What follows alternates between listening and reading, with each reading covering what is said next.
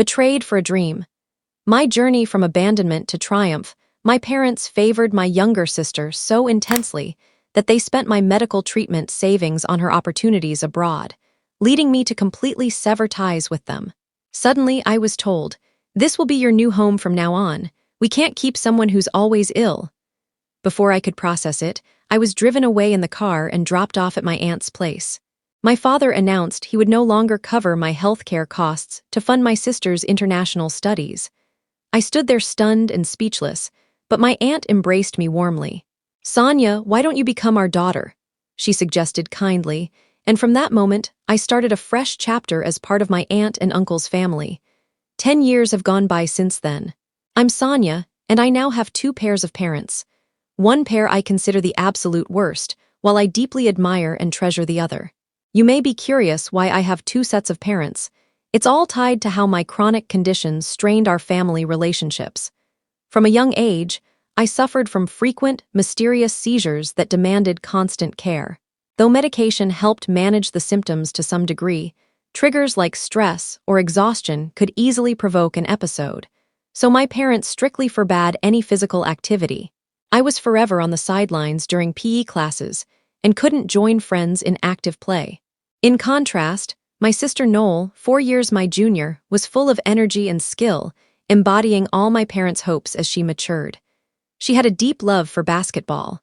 In elementary school, she enrolled in a respected local youth club where her abilities truly blossomed. She progressed to a renowned sports academy. Her talent soared, and in matches, she consistently started on the team. As a key player, she guided the group and eagerly trained alongside seniors.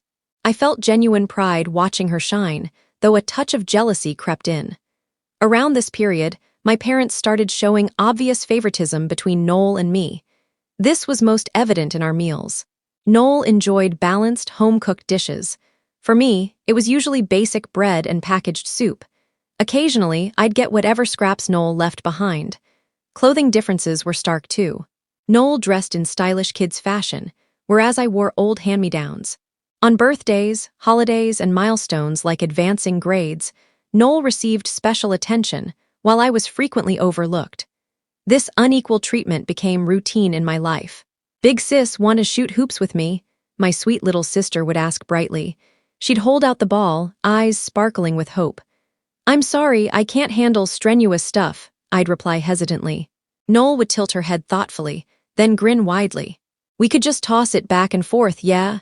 She'd extend the basketball toward me. I figured light passing wouldn't hurt, but my parents strongly objected. My mother was particularly firm.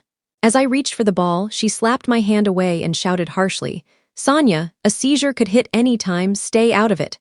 Frightened by the outburst, my sister stood frozen. The ball fell and rolled slowly across the ground. My mother retrieved it, handed it back to Noel with a gentle smile.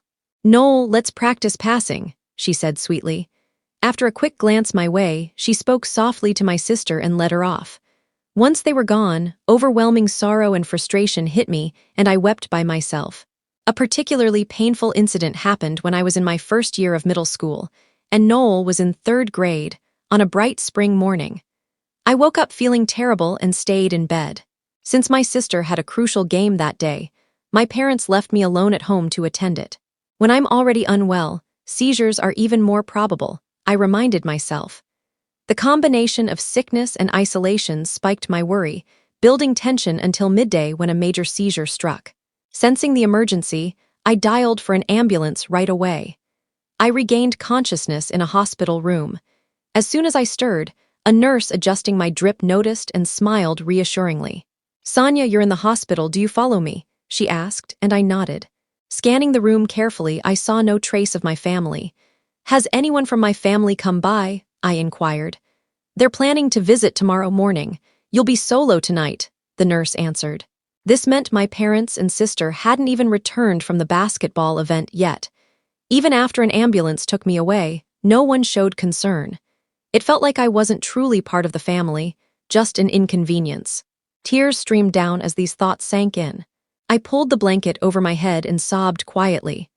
Following the ambulance incident, my parents faced neighborhood gossip and began dropping me off at my aunt's house, my father's sister, during flare-ups.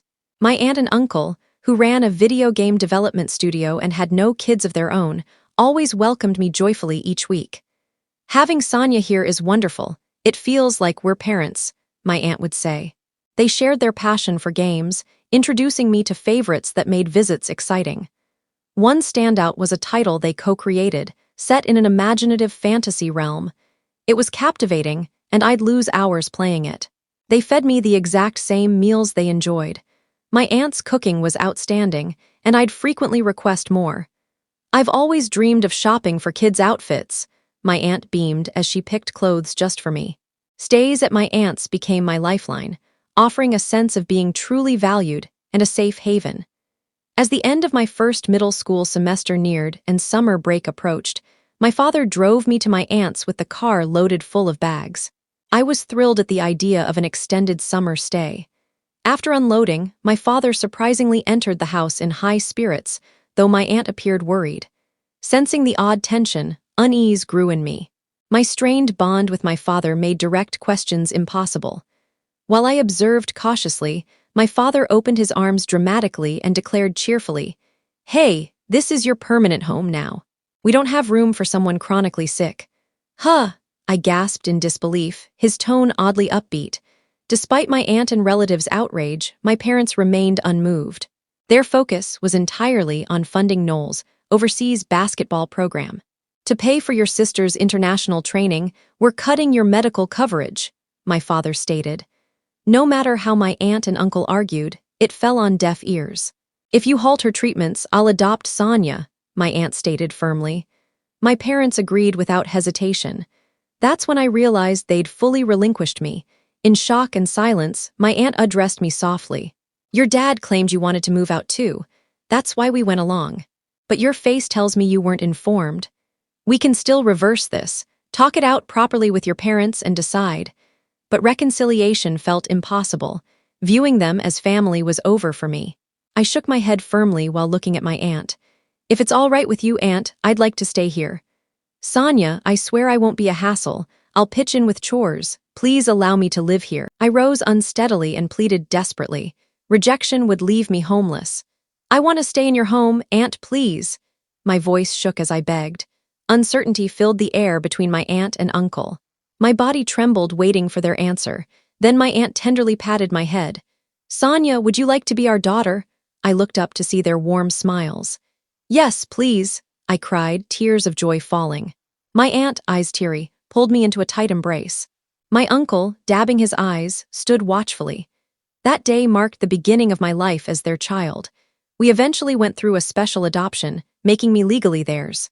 This allowed me to join PE classes actively and play freely with peers. My health improved dramatically, and illness concerns faded. I'm incredibly grateful living with my aunt and uncle. Later, I dove into competitive trading card games. Despite seizure risks, they encouraged rather than restricted me, backing my tournament focus. A burning wish to repay them grew inside me. In high school, I joined the Trading Card Club, a nationally recognized powerhouse in the scene. I was thrilled to evolve in such a dynamic setting and showcase my talents. As a second year, I claimed the national title, beating elite rivals. Bursting with excitement, I rushed home to tell my aunt and uncle. By then, my seizures had nearly vanished entirely. Before high school graduation, doctors confirmed my condition was fully cured. I was as fit as Noel. Post-graduation, I kept competing in cards, with my aunt and uncle's unwavering support. They rejoiced in my wins like their own. By age 20, I secured consistent, strong placements. Now 22, I'm hailed as a leading pro and the undisputed queen of trading cards. Nearly a decade has passed since my aunt and uncle welcomed me. I felt it was time to return their kindness. With Christmas nearing, I wanted to delight them, pondering ideas amid the chilly winter breeze on my walk home. Entering, I spotted several unknown pairs of shoes in the entryway. "I'm back, guests," I called. In the living room, a high school girl sat on the couch and my aunt welcomed me. "Welcome home." "Who's this?" I blurted, but she looked vaguely familiar. "Hold on that features." "Noel, Sonia," her voice rang out. She'd matured so much I hadn't recognized her instantly, yet childhood traits remained. When I said her name, her expression crumpled as tears started. "Sonia, you still know me. I'm relieved," she sobbed. "Yeah, what's happening?" I asked, confused. My aunt then clarified Noel had fled home. "What?" I reacted, staring at my sister in shock. Noel nodded, drying her eyes. "Fled." "Explain." "Sonia, please help me," Noel pleaded shakily. She then shared the troubles back home. Apparently, my abandonment devastated her deeply. Noel had begged our parents tearfully, "I'll drop basketball, just bring big sis back." But our father rebuked her sharply. "Nonsense. Everything was for your career. No quitting halfway. You're our only daughter now. Push hard and go pro," my mother added coldly, dismissing her pleas. Our parents had rigidly dictated Noel's life, centering it entirely on basketball from early years through her final high school year. In a guidance meeting, Noel bravely announced her intent to quit the sport. Enraged, my father thundered, "Do you realize the fortune we've invested? Your sister gave up everything for you. You can't stop until you're professional." Trapped psychologically, Noel bolted to my aunt's for refuge. "I never knew you endured that, Noel." Words failed me. While I'd thrived freely with my aunt and uncle, my sister had been their victim. "Noel, that's awful. I had no clue, sorry," I said. She shook her head swiftly. "No, you suffered most because of me, and now I'm begging for aid. I'm truly sorry," she murmured, shoulders quivering as she looked down. "It's okay. I'm actually glad you're here," I said brightly. My aunt and uncle agreed with nods. "Exactly, you did well escaping them. Unwind, Noel. Your big sister has your back," I assured, though inwardly I dreaded involvement. I desperately wanted to rescue Noel, but how? Plans formed in my mind. Execution day fell on Christmas, a frigid afternoon with snow looming. Returning to my parents' house after 10 years, I steeled myself and rang the bell. The door flung open, my parents beaming falsely. "Welcome home. We've been expecting you," my father said. Their overly cheerful greetings puzzled me. They'd likely heard via my aunt and knew it involved my sister. "Welcome home, expecting me, after discarding me like trash," I challenged inwardly. My mother grasped my hand cloyingly. "Come in, it's freezing outside." "No, here is fine. I'm pressed for time," I replied curtly. Their expressions darkened briefly before snapping back to phony grins. Then they launched into loud praise. "The trading card queen, Dad's so proud." "Me too, earned big prizes. I've told everyone in the area move back soon," my mother gushed. Irritation rising, I responded coolly. "Why?" "Families belong together, of course," my father chimed. His hypocrisy infuriated me. I glared in outrage. How could they utter that after rejecting me? Yet they ignored my vibe and persisted with flattery. "Mom tidied your old room hearing you'd return. We want you comfy here. Even swap the carpet so you can practice cards easily. Ask us for whatever you need henceforth," they piled on, currying favor. It dawned on me clearly, they weren't praising me, they were inflating their own image. They'd spun tailies to neighbors of nurturing my card success, boasting endlessly. Funding Noel's abroad stint was mere show too. I smirked cynically at them. "Pathetic. Your ego-driven acts are worthless.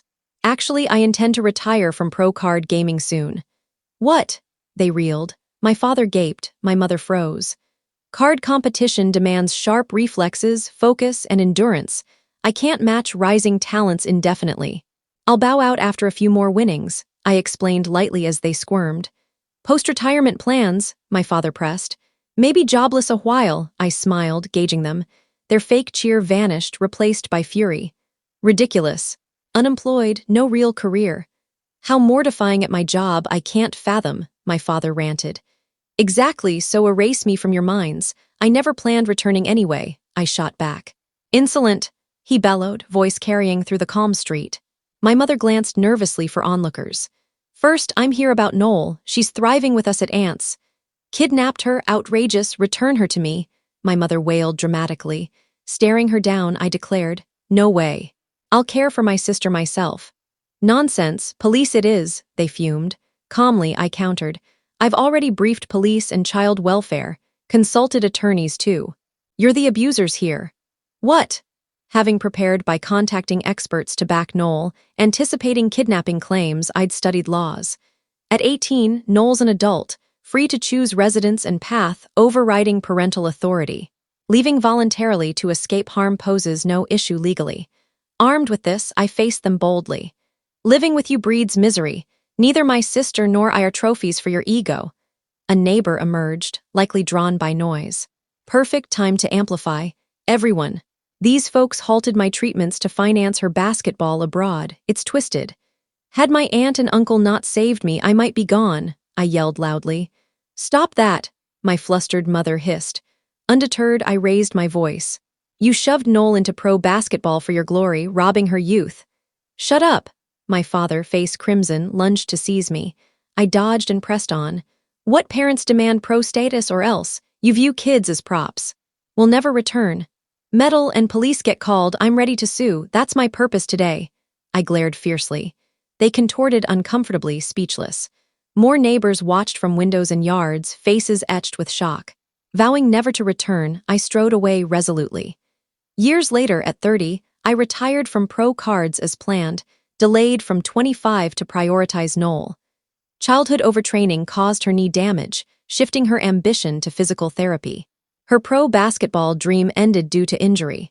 After prep school, she entered vocational training. Supporting her fees helped atone for her past pains I'd only recently grasped when she sought refuge. Noel graduated, qualified as a therapist, now dedicated to aiding injured athletes. I'll repay you someday, Sonia, she always says with vibrant energy whenever we connect. Thank you for watching my story. If you enjoyed it, please subscribe and press the bell icon. Stay tuned for more real-life stories, get more experiences.